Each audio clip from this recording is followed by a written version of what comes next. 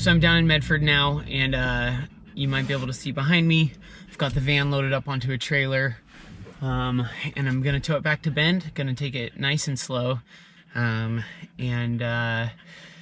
talk more about the reasons why once I get up there. Just past the town of Prospect, Oregon, which is, if you recall, the place where the van broke down on the way up. So we are officially the furthest north and the closest to Bend that the van has been since I bought it, which is kind of exciting that this is finally, after 3 months in Bend, progress. We're seeing progress, but yeah, not fun memories in Prospect.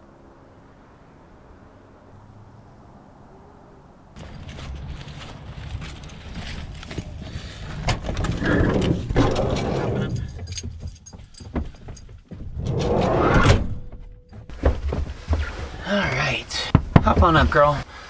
Alright, so it's been about a week since I moved the van from Medford up to Bend. I've been just working and kind of keeping busy in town here and didn't get around to making the second part of this video. But I wanted to do an update on the van because I've had a lot of people kind of asking me what the deal is, what's going on with it. It's obvious from my other videos and stuff that I'm still living out of the Honda Element. So cutting to the chase, after much deliberation, I've decided that I would like to sell the van. It wasn't an easy decision to come to. I spent a lot of time kind of flip-flopping between a few different options of what I could do, but I have now come to the decision that I would like to sell the van. So I'll just explain a little bit of kind of what it went into that decision-making process. So kind of the first and maybe most obvious reason is just reliability.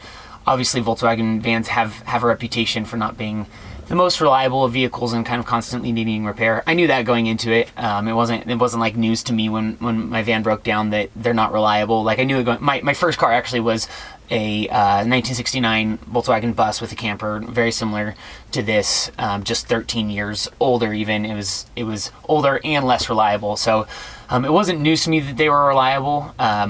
But nonetheless, that is one of the factors going into this decision-making process. People have said in previous videos, and I'm sure there will be comments in this video, people say, well, if you don't know how to replace your own transmission, then you shouldn't be owning a Volkswagen van. And I fundamentally disagree with that mindset. It's like saying somebody who doesn't know how to plumb their house shouldn't be allowed to use the bathroom or something like that.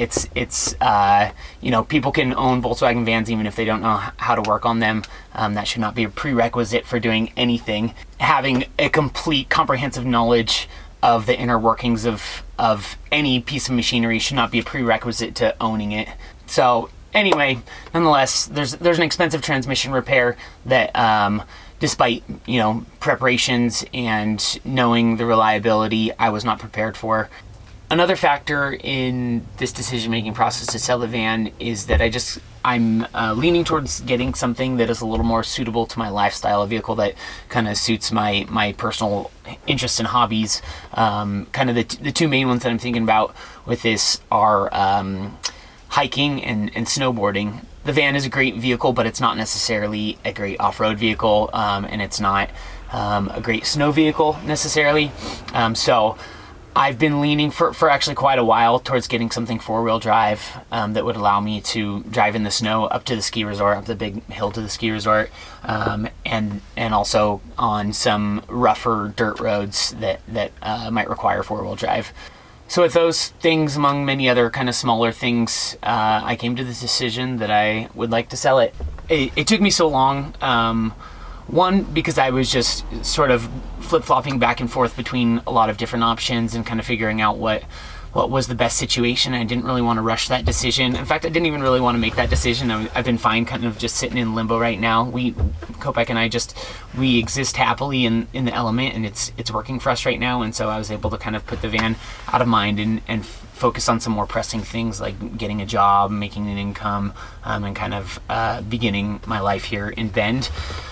But it's also, I mean, the reason that I haven't shared this for the couple months the van's been broken down is that it's just kind of embarrassing too. Like I bought the van for a pretty price, and I'm gonna sell it for quite a bit less than I bought it for, and I poured a fair amount of cash into it as well. So I'm taking a huge financial hit, and that's kind of something that's just embarrassing to admit. And like I kind of just have to admit it. Like it sucks that I lost money, and that's kind of the way it goes. And you don't want to have to talk about that to a million people. But here we are, and I gotta move on and just make the best of the situation. So as far as the future of this whole vehicle dwelling thing for Kopek and me, it's pretty flexible, pretty uncertain at this point. I am tossing around a lot of ideas and kind of figuring out what would be the most beneficial for Kopek and myself. We have the Element right now, and it totally works. It's fine for us. It's not like a convenient space or the best space we could have, but it is a totally livable space for the two of us, and we're enjoying it. We still love the freedom and the mobility that we have that comes along with living in the Element. But then kind of looking towards the future, towards long-term sustainability of living in a vehicle. Right now, sort of what I have my eyes set on is getting a truck with four-wheel drive and getting a truck camper for it. You can find truck campers for really affordable prices, and I think just having a space like that would provide us with a lot more convenience and comfort. Some of those things that you kind of take for granted and don't think about while you have them. Those are things that Kopek and I are missing. Probably most notably a place to cook inside, and a place to store cold food. Right now I don't have any cold storage in the Element, and that's fine, but eventually I would like to get some cold storage so I can have like a glass of orange juice in the morning, that kind of thing. That kind of wraps up the whole van situation, the whole car dwelling for the future situation. If you have any interest in following along in mine and Kopek's life of living in a vehicle or vehicles, or if you want to see how this whole thing with the van and truck camper pans out, I would love it if you'd subscribe to the channel, and I will hopefully see you guys soon.